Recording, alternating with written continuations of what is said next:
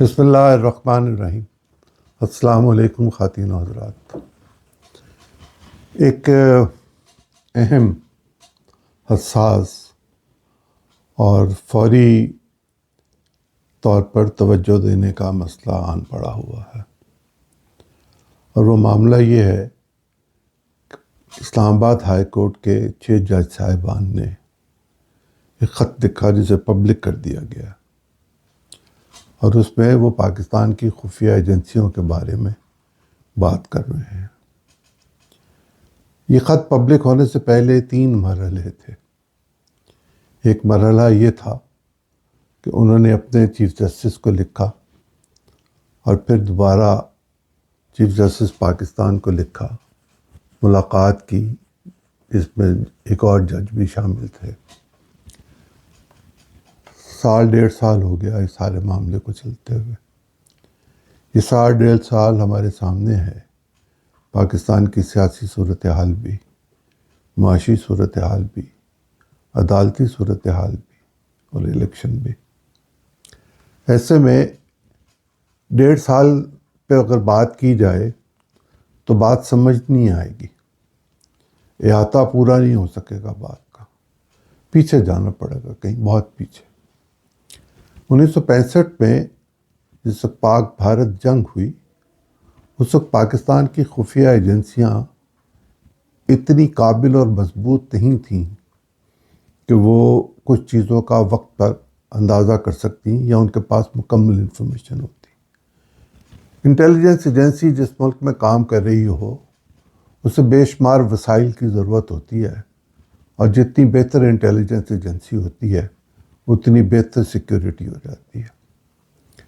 فوج کے حالات اگر فوج کے کنٹرول میں رہیں تو ہی ٹھیک رہتا ہے، اور اگر میرے حالات آپ کے ہاتھ میں آ جائیں اور آپ کے میرے ہاتھ میں آ جائیں تو پھر صورتحال مناسب نہیں رہتی۔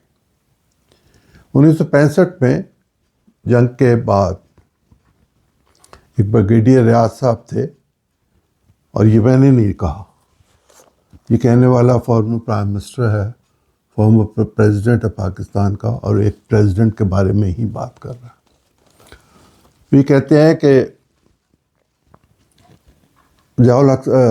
ایوب خان صاحب بہت ناراض تھے ریاض صاحب سے کہ یہ اطلاع نہیں مل سکی کہ انڈیا کی فوج کہاں ہے اور کیسے وہ حرکت کرے گی۔ ایسے ہی تھا جیسے کہیں جھاڑیوں میں چھپی ہوئی کوئی چیز ہو اور اسے ڈھونڈا جائے، لیکن شاید مین پاور کی کمی تھی، وسائل کی کمی تھی، کیا تھا مجھے اس کا نہیں پتا۔ لیکن بقول ذوالفقار علی بھٹو کے کہ ایوب خان بہت ناراض ہوئے، اور ایوب خان نے ناراضگی میں سرزنش بھی کی، لیکن چند روز کے بعد انہیں اس صحیح جگہ کا پتہ چل گیا جہاں ان کا آرمر ڈویژن تھا انڈیا کا، اور یہ اتفاقاً پتہ چل گیا، جس کے نتیجے میں یہ بات بھی سامنے آئی۔ اسی کتاب میں اگلی چند لائنوں میں یہی لکھا ہوا ہے کہ ایوب خان کی خصوصی ہدایات پر خفیہ اداروں نے 1964 میں جنرل اعظم کو، جو بہت پاپولر تھے اور مشرقی پاکستان میں تو بہت ہی پاپولر تھے، جنرل اعظم کو ایوب خان کے خلاف صدارتی امیدوار بننے سے روکا تھا، روکنے کی کوشش نہیں کی، روکا تھا۔ یہ بریگیڈیئر صاحب یہ کہتے ہیں بقول بھٹو صاحب کے کہ انہوں نے کہا کہ ہمیں جون 64 میں سیاسی کام سونپ دیے گئے تھے تاکہ انتخابات اور انتخابات کے بعد کے رد عمل کو دبا سکیں۔ یعنی یہ نظر آ رہا تھا کہ رد عمل ہوگا، انتخابات میں بھی کچھ نہ کچھ ہوگا۔ اسی میں ایک سائفر کا ذکر بھی ہے۔ وہ جب سائفر پر ہم بات کریں گے جو آج کل چل رہی ہے، یہ کنکلوڈ ہونے والی ہے، تب میں اس کی ڈیٹیلز میں آپ کو لے کے جاؤں گا۔ لیکن ایوب خان صاحب اور بھٹو صاحب کے درمیان جو بات چیت تھی، اس سے یہ بات پتہ چلتی ہے کہ یہ معاملات آج کے نہیں ہیں، بہت پہلے سے ہیں۔ اور انہوں نے یہ بھی اس پہ لکھا کہ شیخ مجیب نے 72 میں پاکستان سے جانے سے پہلے مجھ سے کہا کہ وہ مغربی پاکستان میں موجود 5 افراد پر ہاتھ ڈالنا چاہتے ہیں اور انہیں پلٹن میدان میں پھانسی پر لٹکوانا چاہتے ہیں۔ ان 5 اداروں میں سے 2 کا تعلق پاکستان آرمی اور 2 کا سول انٹیلیجنس اداروں سے۔ یہ شیخ مجیب کے بارے میں وہ یہ کہہ رہے ہیں۔ بھٹو صاحب یہ کہتے ہیں اسی کتاب میں کہ واشنگٹن میں 4 بڑے بلاکس ہیں اور وہ بہت اہم ہیں۔ پہلا وہ کہتے ہیں پریس، دوسرا کہتے ہیں بیوروکریسی، تیسرا کہتے ہیں کانگریس اور چوتھا کہتے ہیں انٹیلیجنس کمیونٹی۔ ذوالفقار علی بھٹو کو سزا ہو چکی تھی جب وہ یہ کتاب لکھ رہے تھے، تو انہوں نے وہ جو پھانسی گھاٹ یا کیا سیل جو ہوتا ہے ڈیتھ سیل، وہاں سے جو کتاب لکھی اس میں انہوں نے لکھا کہ ان کے نزدیک اسلام آباد میں 4 طاقتور بلاک ہیں: ملٹری، بیوروکریسی، بڑی کاروباری شخصیات اور سیاستدان۔ میں اس کی تفصیل میں اس سے زیادہ نہیں جانا چاہتا، لیکن یہ آپ کے سامنے بات رکھنا چاہتا ہوں کہ کوئی تقریباً 2 سال پہلے ملک کے پرائم منسٹر عمران خان نے یہ کہا تھا، اور جب ان کے فونز کی ٹیپ کا بارے میں بات ہوئی، جب کوئی آواز سنائی دی ان کے پرنسپل سیکرٹری کے ساتھ، ریڈیو ٹی وی پر ہم نے سنی، اخبارات میں پڑھی، تو اس پر انہوں نے یہ بیان دیے کہ ہاں سیکورٹی ایجنسیز ٹیلی فون ٹیپ کرتی ہیں۔ یہ تو ایک الگ بات ہے۔ 1997 میں اسمبلی توڑنے کا جو مقدمہ سپریم کورٹ میں آیا تھا، اس مقدمے میں ایک لمبی طویل فہرست تھی ان اصحاب کی جن کے فون ٹیپ ہوتے تھے۔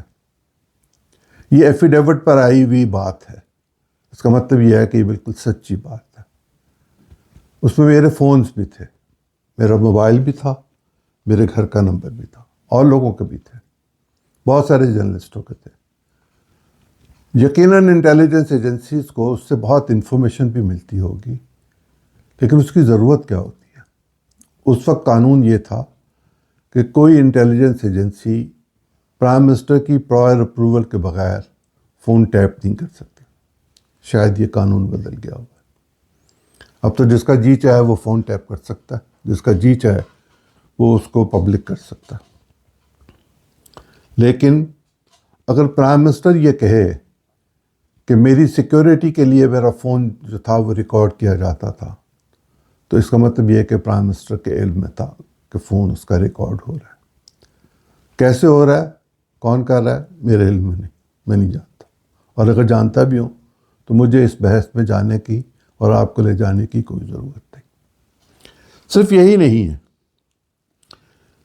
محترم محمد خان جنیجو پر جو پرائیویٹ الزامات تھے، وہ وزیر اعظم تھے پاکستان کے، اور ان کی نامینیشن کے 15 منٹ کے بعد یا 12 منٹ کے بعد ضیاء الحق صاحب سے ان کی ملاقات میں ان کا اختلاف سامنے آ گیا تھا، اور وہ اختلاف تھا کہ ڈیموکریسی اور مارشاء اللہ اکٹھے نہیں چل سکتے، لہذا مارشاء اللہ کو ہٹانا پڑے گا۔ مارشاء اللہ لگانے والے بھی کبھی مارشاء اللہ کی تعریف نہیں کرتے، وہ یہ کہتے ہیں کہ ہم صاف ستھری شفاف انتخابات کرا کے واپس چلے جائیں گے، لیکن مارشاء اللہ کے بعد جب بھی جس جگہ پر بھی انتخابات ہوتے ہیں وہ مینوپولیٹڈ ہوتے ہیں، ان کو مینیج کیا جاتا ہے، ان کو انجینئرڈ الیکشنز کہا جاتا ہے، ان میں پبلک کو سپیس کم دی جاتی ہے، چوائس کم دی جاتی ہے۔ یہ ساری دنیا میں ایسے ہی ہے، جہاں کہیں بھی مارشاء اللہ لگتا تب تو خیر، مارشاء اللہ لگنے کے پاکستان میں تو کوئی امکانات موجود نہیں ہیں، کوئی خیال بھی نہ کرے کہ مارشاء اللہ لگ سکتا ہے۔ لیکن ضیاء الحق صاحب کی والدہ محترمہ کا فون بھی ٹیپ ہوتا تھا، یہ مجھے ان کے گھر سے پتہ ہے، اور محمد خان جنیجو صاحب پر یہ الزام لگایا گیا تھا، اور اس وقت کے ڈی جی ایک صاحب تھے، انہوں نے یہ کہا تھا، جو ان کے گھر سے مجھے پتہ چلا، کہ ان کے فون ٹیپ ہوتے ہی ہوتے تھے، ان کے گھر کی کیمروں کے ذریعے سرویلنس بھی ہوتی تھی. کہاں محمد خان جنیجو، کہاں ضیاء الحق؟ اگر یہ بات ٹھیک ہے تو اس وقت کے ذمہ دار ادارے کیوں پوائنٹ آؤٹ کر کے پریزیڈنٹ کو نہیں بتا سکے کہ آپ کے گھر کے فون ٹیپ ہو رہے ہیں؟ اور یہ کیوں نہیں بتا سکے کہ آپ کے گھر کی سرویلنس کیمروں کے ذریعے ہوتی ہے؟ میں نے جنیجو صاحب سے پوچھا تھا. میں نے جنیجو صاحب اور ضیاء الحق صاحب کے گھر کے معاملات کے درمیان ایک پل کا کردار ادا کرنے کی ایک زمانے میں کوشش کی تھی. اکیلا نہیں تھا، لیکن میں اس میں اعلیٰ کردار ادا کرنے کی صلاحیت رکھتا تھا. بہت ساری چیزیں میرے علم میں ہیں. اس وقت یہ بات آئی اور جنیجو صاحب نے مجھ سے یہ کہا کہ میں نے ایسا نہیں کیا تھا، میرے حکم پر ایسا نہیں ہوا ہوگا. اور بعد میں اعجاز الحق صاحب نے بھی مجھے کہا کہ ہماری بھی اطلاع یہی ہے کہ پریزیڈنٹ صاحب کو غلط اطلاع دی گئی تھی. اگر اس سطح پر اطلاع غلط دی جائے تو پھر بعض یہ سمجھ میں آتی ہے کہ کیا کیا کچھ کیا جا سکتا ہے. ضیاء الحق بہت مضبوط شخص تھے، لیکن شاہ ایران سے زیادہ نہیں تھے.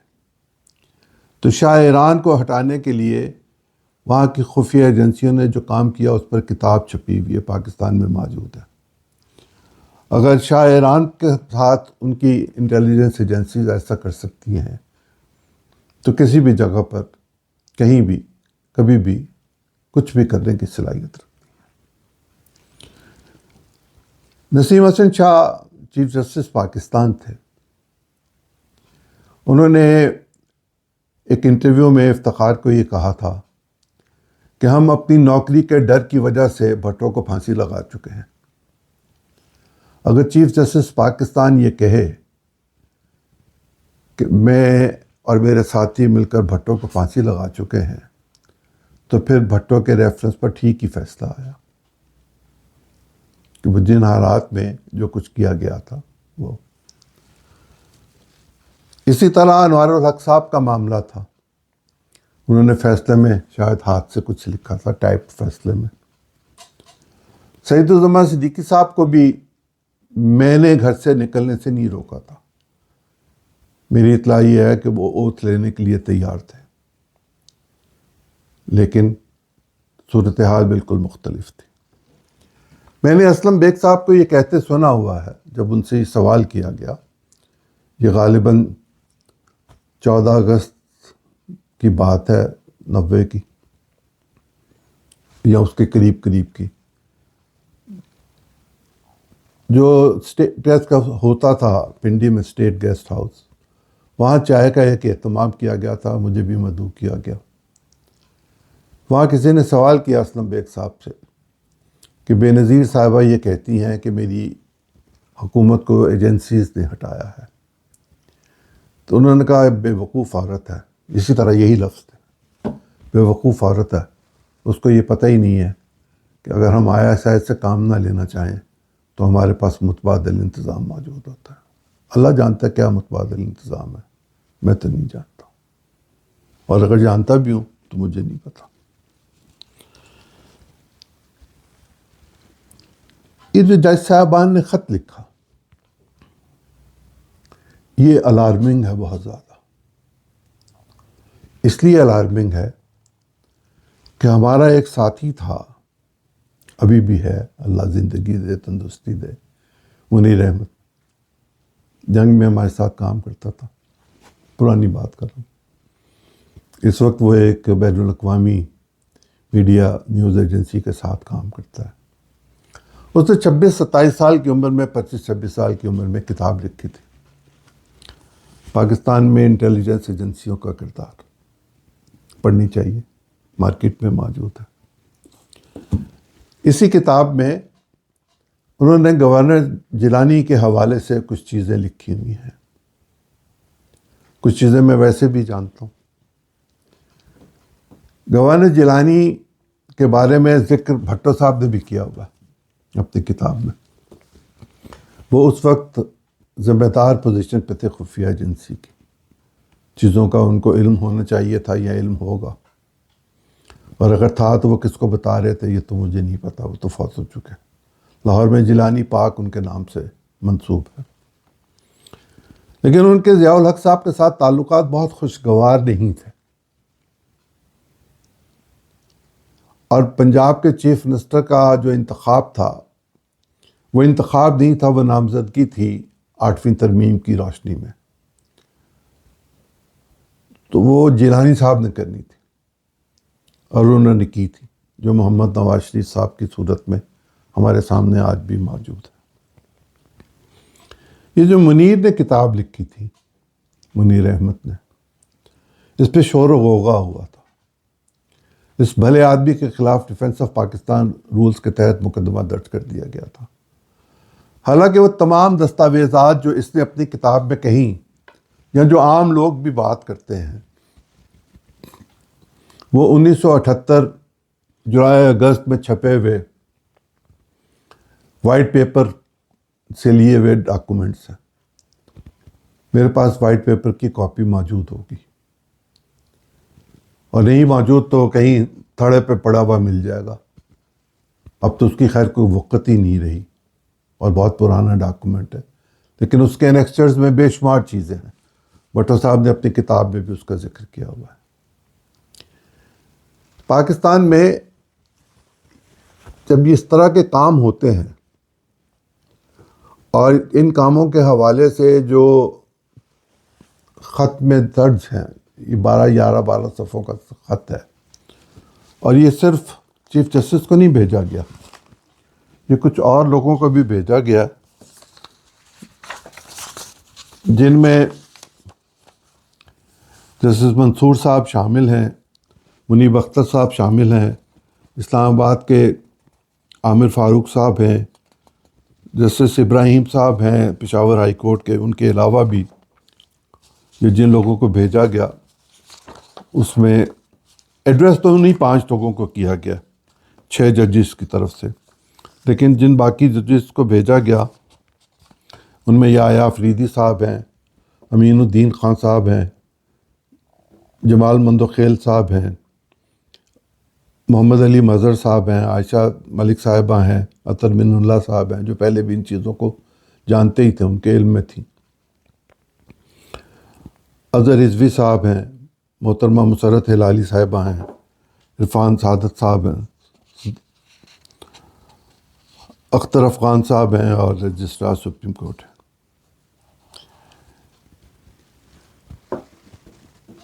اگر ایجنسیز نے اس ملک کو چلانا ہے تو پھر اس کی ضرورت نہیں ہے، اور اگر اس کے تحت چلانا ہے جو دوبارہ نہیں لکھا جا سکے گا، جس کا کوئی امکان نہیں ہوگا کہ قوم اس پہ متفق ہو جائے گی جو اس وقت اس پہ متفق ہے، اور یہ اتفاق ایسے ہی نہیں ہوا تھا، اس اتفاق سے پہلے ہم نے آدھا ملک گنوا دیا تھا۔ ان حالات میں اگر آپ اندر کے حالات کو دیکھنا چاہیں تو میرے پاس تو اپنے لیے کہنے کو کچھ بھی نہیں ہے۔ میرے پاس تو وہ لوگ موجود ہیں جو اس چیزوں کو جانتے تھے، میں اس میں سے چند چیزیں آپ کے سامنے رکھ رہا ہوں۔ یہ ایک صاحب تھے جو بامبے کے ایک بہت امیر گھر کے صاحبزادے تھے، جنرل مٹھا، جنرل ابو بکر عثمان مٹھا۔ انہوں نے پاکستان میں کمانڈوز کا جو سلسلہ تھا، جو یونٹ تھا یا جو بٹالین تھی یا جو بعد میں ڈویژن بنی، اس کی بنیاد رکھی تھی۔ محنتی آدمی تھے، اور ان کو ان کے گھر میں نظر بند کر دیا گیا تھا۔ اگر آپ ابو بکر عثمان مٹھا کی کتاب کو پڑھیں تو جنرل گل حسن نے جو کچھ کیا تھا وہ واضح ہو جاتا ہے، اور اگر جنرل گل حسن کو پڑھیں تو وہ مٹھا صاحب کے بارے میں جو رائے رکھتے ہیں وہ بھی واضح ہو جاتی ہے۔ اگر جنرل مجید ملک کو پڑھیں تو کچھ اور چیزیں واضح ہو جاتی ہیں، اور اگر فرینڈز ناٹ ماسٹرز پڑھیں فیلڈ مارشل ایوب خان کو تو اس زمانے کی چیزیں بہت ساری واضح ہو جاتی ہیں، اور اگر اف آئی ایم اسیسینیٹڈ پڑھیں تو بھٹو صاحب کے ساتھ جو ہوا یا اس زمانے میں جو ہوا وہ سامنے آ جاتا ہے۔ ورکنگ وتھ ضیاء جنرل کے ایم عارف کی پڑھیں تو پھر ضیاء الحق صاحب کے بہت سارے پہلو سامنے آتے ہیں، اور اگر جنرل فیض علی چشتی کو پڑھیں تو بالکل دوسری پکچر نظر آتی ہے۔ اگر مولانا کوثر نیازی کی کتاب اور لائن کٹ گئی پڑھیں تو بالکل صورتحال مختلف ہے۔ رفیع رضا کو پڑھیں تو اور زیادہ مختلف نظر آتی ہے۔ اگر اور رشید کو پڑھیں جو آئی جی تھے پنجاب میں تو پھر کچھ اور چیزیں واضح ہو جاتی ہیں۔ یہ میں نہیں کہہ رہا کہ آپ خفیہ ایجنسیوں کے کردار کو نگیٹ کر دیں، ان کی نگیشن ہو جائے، یہ ہو نہیں سکتا۔ ملک نہیں چلتے، ریاستیں نہیں چلتی۔ لیکن اگر اقتدار عوام کے منتخب نمائندوں کے پاس ہے، جن کے ایوان میں پچھلے آرمی چیف گئے، گفتگو کی، ایک دفعہ نہیں 2-3 دفعہ کی، لوگوں کو بلا بلا کے گفتگو کی، ایک انٹریکشن تھی جو خواجہ آصف کہتے ہیں کہ ہمیں بتایا گیا تھا افغانستان کے حوالے سے، وہ بھی تو نمائندوں کو ہی بتایا گیا تھا نا، آرمی نے ہی بتایا تھا۔ لیکن پاکستان کی جو سول انٹیلیجنس ایجنسی ہے، یہ کہا جاتا ہے کہ وہ بھی بہت مضبوط اور بہت سٹرونگ ہے، اس کی روٹس بھی بہت گہری ہیں، ہوں گی، ہونی بھی چاہیے۔ ملک کے نظام کو چلانا ہوتا ہے، یہ کوئی چھوٹا ملک نہیں ہے، دنیا کا 5واں بڑا ملک ہے۔ اس کے نظام کو چلانے کے لیے اگر کسی ایک سائڈ کو بھی سیدھا رہنے دیا جائے گا تو پھر تو چلتا رہے گا، اور اگر تکون کا کوئی ایک زاویہ توڑ دیا جائے گا تو پھر تکون نہیں رہے گی۔ پیرالل خطوط بھی ہو سکتے ہیں، بیلنس بھی ہو سکتا ہے، 45 کی ڈگری پہ بھی جا سکتا ہے، 90 کی ڈگری پہ نہیں کچھ جائے گا، اور تکون کے تینوں زاویے برابر ہوتے ہیں۔ یہی ہم نے اسکول میں پڑھا تھا۔ تکون تو پاکستان میں یہ بھی کہی جا رہی ہے کہ president, prime minister, army chief تکون ہے، ٹرائیکا ہیں، ہوں گے، ہونی بھی چاہیے۔ لیکن میں نے کچھ ہی عرصہ پہلے یہ رائے رکھی تھی آپ سب کے سامنے، مجھے نہیں پتا تھا یہ سب کچھ ہونے والا ہے، یہ ہو جائے گا، اس طرح کھل کے چیزیں سامنے آئیں گی۔ میں نے یہ رائے رکھی تھی کہ army chief, president Pakistan, chief justice Pakistan اور ایوان قومی اسمبلی، پرائم منسٹر، یہ اکٹھے بیٹھ کے ایک دفعہ دوبارہ چیزوں کو ری سیٹل کر لیں۔ کانسٹیٹیوشن کو تو نہیں چھیڑ سکتا، اور اگر اس کو چھیڑنا ہے تو اس کے لیے 2/3 اکثریت سینٹ اور نیشنل اسمبلی میں چاہیے۔ اللہ جانے وہ ہوگی کہ نہیں ہوگی، میں نہیں جانتا، لیکن یہ ترمیم اگر کوئی ہوگی تو وہ کنسنسس سے ہوگی۔ تو جب آپ اندر کنسنسس کریں گے تو پہلے باہر ہوگا تو اندر کریں گے، اور جب آپ اس طرف جانا چاہتے ہیں یا آپ کے جانے کا ارادہ نہیں ہے اور آپ کو وقت اب بھیجنا چاہتا ہے تو پھر پہلے تو آپ کو خاموشی کے ساتھ ایک ملاقات پاکستان کے چیف جسٹس سے کرنی پڑے گی، جس میں یقیناً 1-2 جج اور بھی ہو سکتے ہیں، اور آپ اپنی پوری ٹیم کے ساتھ جا سکتے ہیں، اور اس میں رکھ سکتے ہیں یہ معاملات کہ پاکستان کے دفاعی معاملات کیا ہیں۔ پرائم منسٹر یہ بات بتا سکتے ہیں کہ پاکستان کی اکنامک کنڈیشنز کیا ہیں، اور پریزیڈنٹ اوور ویو کر سکتے ہیں ساری چیزوں کو۔ آپ چاروں پاکستانی ہیں، چاروں نمائندگی کرتے ہیں، آپ کا ملنا کوئی ایک دوسرے کی تفریق تو نہیں ہوگا، یہ کام تو خاموشی کے ساتھ کیے جاتے ہیں۔ جس طرح رات کو منیر نے لکھا ہوا اپنی کتاب میں مڈ نائٹ جیکال کے بارے میں، اور اسی میں لکھا ہوا ہے ایک امتیاز صاحب تھے باللہ اور ایک عامر صاحب تھے کہ ان کو گرفتار کر لیا گیا بغاوت کے الزام میں۔ یہ بغاوتیں تو کئی دفعہ ہوئی، کیا بغاوت مشرف صاحب کے خلاف نہیں ہوئی، بھٹو صاحب کے خلاف نہیں ہوئی، ضیاء الحق صاحب کے خلاف نہیں ہوئی، یا آیا خان کے خلاف نہیں ہوئی، ایوب خان صاحب کے خلاف نہیں ہوئی، کس کے خلاف نہیں ہوئی؟ ہم نے ایک پرائم منسٹر کو پھانسی چڑھا دیا، ایک کو گولی مار دی۔ ہمارا نظام نہیں چل رہا، اور اب ایک غیر مقبول حکومت کے زمانے میں عدالت کے ان معاملات کے سامنے آ جانے کے بعد یہ ضرورت ہے کہ عدالت کوئی نہ کوئی ہل جل ضرور کرے گی، اور اگر عدالت نہیں کرے گی تو انصاف تو پہلے ہی نہیں مل رہا لوگوں کو ان کی مرضی کے مطابق، فیصلے ہوتے ہیں، انصاف نہیں ملتا، تو پھر لوگ انصاف کے لیے اکٹھے ہو جائیں گے۔ اور اگر لوگ انصاف کے لیے آواز اٹھائیں گے تو اس میں کوئی شک نہیں رہنا چاہیے کہ پاکستان کے وکلا پھر ایک دفعہ سڑکوں پر نکلیں گے اپنی ماضی کی غلطی کو بھی ٹھیک کرنے کے لیے۔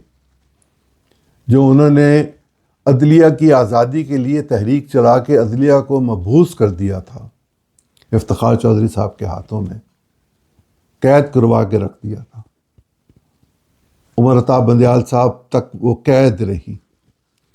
اب جب عدلیہ کے پاس ہے اور لوگ عدلیہ ہی کے حوالے سے یہ آواز بلند کریں گے کہ کوئی انویسٹیگیشن کریں، کوئی تحقیقات کریں، کوئی رپورٹ سامنے لائیں، کوئی عملی قدم اٹھائیں، تو اس میں سیاسی آواز بھی مل جائے گی۔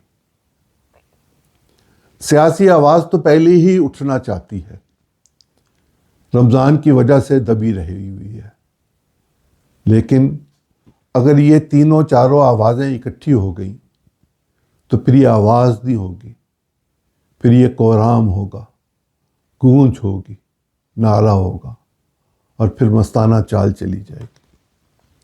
اس کے نتیجے میں کیا ہوگا؟ اس کے نتیجے میں مزید تباہی اور بربادی ہوگی۔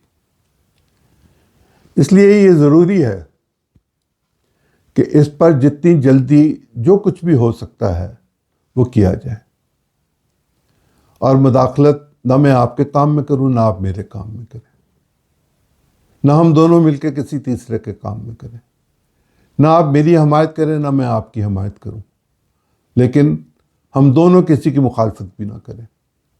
جو جہاں ہے، جیسے ہے، جیسا ہونا چاہیے، جو ہونا چاہیے، تب ہونا چاہیے، کب ہونا چاہیے، جنہوں نے فیصلہ کرنا ہے وہ از خود کریں۔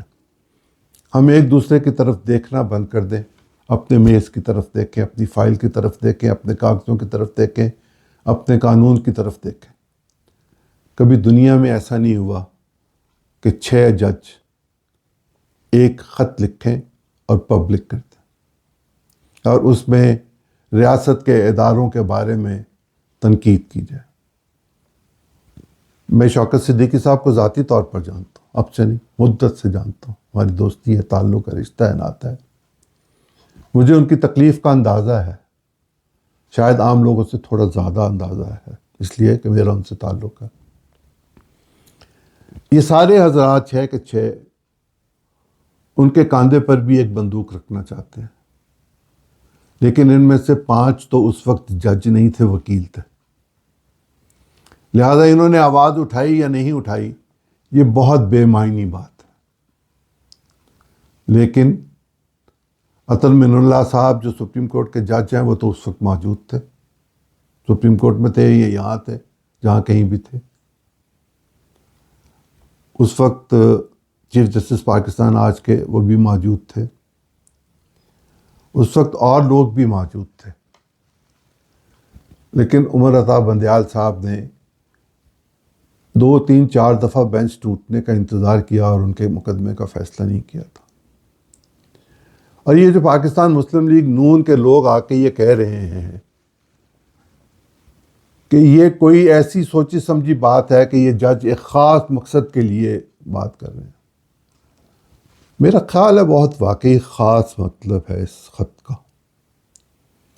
اور وہ اس سے زیادہ کیا ہو سکتا ہے کہ میں جس نے انصاف دینا ہے مجھے تو انصاف دیں۔ میں نے تو اس آئین کے تحت حلف اٹھا رکھا ہے کہ میں اپنے فیصلے انصاف کے طریقوں کے تحت ہی کروں گا، آئین کے تحت، قانون کے تحت کروں گا، بغیر دباؤ کے کروں گا، بغیر لالچ کے کروں گا۔ اگر دباؤ ہوگا تو پھر لالچ بھی ہوگا نا۔ فرض کیجئے آپ مجھ سے کوئی کام کروانا چاہتے ہیں اور دباؤ ڈالتے ہیں، تو میں کہتا ہوں اچھا ٹھیک ہے میں آپ کا کام کر دوں گا، لیکن مجھے کیا فائدہ؟ اور اگر مجھے کوئی فائدہ نہیں تو میں آپ کے کام سے انکار بھی تو کر سکتا ہوں نا، بھلے آپ مجھے اس کے بعد فارغ کر دیں، جو بھی کریں۔ بگاڑ میں اتنا بگاڑ ہے کہ مزید بگاڑ پیدا نہیں ہو سکتا۔ خرابی میں اتنی خرابی ہے کہ اب اور خرابی نہیں ہو سکتی۔ ہم اس دہانے پر پہنچ چکے ہوئے ہیں جہاں ایک جھٹکے کی ضرورت ہے، اور ہمارے ہاں اندرونی حالات بیرونی حالات سے زیادہ بدتر ہیں۔ جب تک ہم اپنی صفوں کو درست نہیں کریں گے، اور نماز قائم کر کے ہم اپنی صفوں کو جب درست کرتے ہیں تو اس میں خاص دھیان رکھا جاتا ہے کہ ٹیڑھی نہ ہو، ٹیڑھی ہوگی تو رخ ٹیڑھا ہو جائے گا۔ اگر ہم رخ ایک ہی طرف کر لیں، اپنا مرکز ایک ہی بنا لیں، اور وہ یہ کہ قانون کی حکمرانی ہوگی۔ سفارش دنیا کے سب خطوں میں ہوتی ہے، سفارش اور دھونس میں فرق ہے۔ آپ مجھ سے محبت کے ذریعے تو کام کروا سکتے ہیں، جب آپ مجھے دھمکی دیں گے تو ممکن ہے کوئی شوکت عزیز صدیقی پھر مزاحمت کے لیے تیار ہو، اور مزاحمت کرنے والے لوگ پھر اپنے کانسیکوینسز سے نہیں ڈرا کرتے، اور ان کو ڈرانے والوں کو کامیابی کم ہی نصیب ہوتی ہے، بہت کم۔ میں پاکستان کے لیے دعا گو کہ اللہ تعالیٰ ہمیں یہ استقامت دے، ہمیں عدل قائم کرنے کی توفیق دے، ہمیں اپنے نظام میں موجود خرابیوں کو ٹھیک کرنے کی توفیق دے، ہمیں اس قابل بنائے کہ ہم ایک دوسرے کی بات سن سکیں، ہم انتقام لینا بند کر دیں، ہم منتقم مزاجی کو چھوڑ دیں، ہم معاملات کی سنجیدگی کو سنجیدگی کے ساتھ لیں، ہم صورتحال کی نزاکت کو سمجھنے کی کوشش کریں، اور اگر ہم ایسا نہیں کریں گے تو پھر ہمارے لیے خرابی ہوگی، پھر ہمارے بچوں کے لیے خرابی ہوگی، پھر اگلی نسل کے لیے خرابی ہوگی۔ ہم خرابی کی بنیاد کو ٹھیک کرنے کی کوشش کریں، نہ کہ اس کو مضبوط کرنے کی کوشش کریں۔ دعا گو ہوں آپ کے لیے، اپنے وطن کے لیے، اپنے لیے، اپنی قوم کے بچوں کے لیے۔ اللہ تعالیٰ ہم سب کو اپنے حفظ و امان میں رکھے۔ بہت شکریہ۔